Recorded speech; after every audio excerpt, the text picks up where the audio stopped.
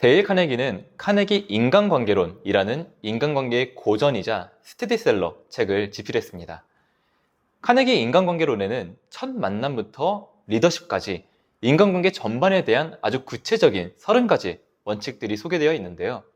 하지만 이것을 못한다면 30가지 원칙을 알더라도 사실 크게 소용이 없습니다.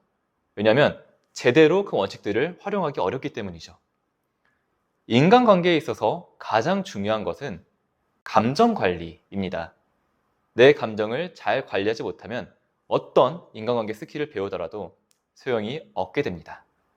우리는 감정 관리에 실패해서 관계를 망치는 경우가 굉장히 많습니다. 나의 감정이 매몰되면 시선이 나에게 좁혀지고 시야가 좁아지니까 상대의 입장을 생각하지 못하게 됩니다. 즉, 상대에 대한 배려와 존중을 하지 못하게 되는 것이죠. 결국 감정 관리를 잘하지 못하면 해서는 안 되는 말과 행동을 상대에게 하게 될 확률이 굉장히 높아집니다. 평소에는 절대 하지 않았을 말과 행동을 하기도 하죠. 특히 리더십에 있어서 감정 관리는 더욱 중요한데요. 리더의 모든 것이 메시지이기 때문입니다.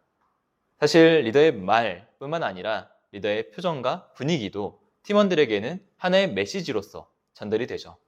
리더가 자신의 감정을 잘 관리하지 못하면 그것이 팀원들의 인게이지먼트에 영향을 미치기도 하고요.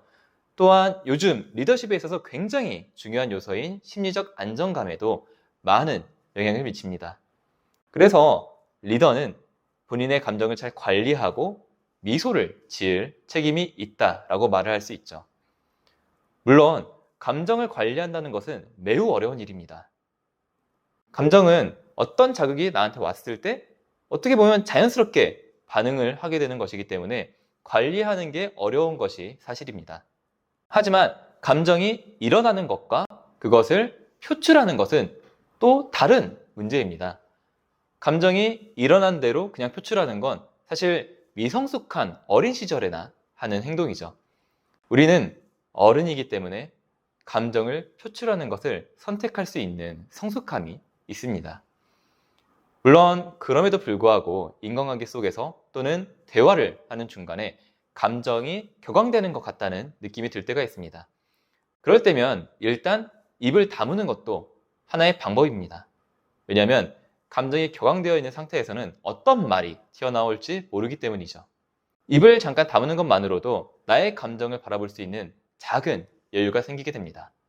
근데 그럼에도 불구하고 감정 관리가 어렵다면 잠시 후에 얘기하자라고 하면서 잠깐 그 상황을 피한 후에 감정을 충분히 추스린 다음에 대화를 하는 것도 좋은 방법 중에 하나입니다.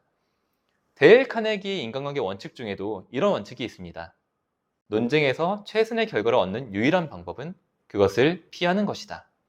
아무리 메시같이 뛰어난 축구 선수도 감정 관리의 실패에 긴장을 하게 되면 자신의 실력이 제대로 발휘되지 않고 실수가 잦아지게 됩니다. 만약 아무리 인간관계론을 반복해서 읽어서 인간관계 원칙을 정말 외우고 있더라도 내 감정을 잘 관리하지 못한다면 그 원칙들을 제대로 활용할 수 없겠죠.